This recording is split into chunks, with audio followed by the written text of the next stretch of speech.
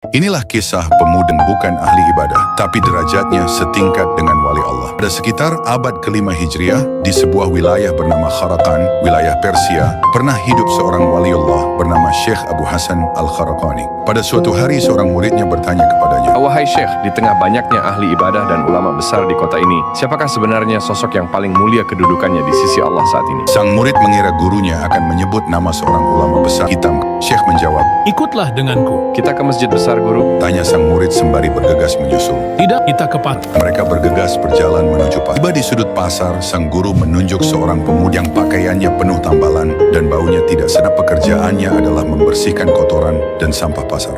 Syekh menunjuk orang itu dan berkata, "Dialah orangnya." Sang murid terkejut. Ia masih tidak percaya bahwa seorang pembersih sampah bisa mengalahkan derajat para ahli ibadah. Saat waktu istirahat tiba, pemuda itu berjalan menuju pinggiran kota yang sangat kumuh dan masuk ke sebuah gubuk.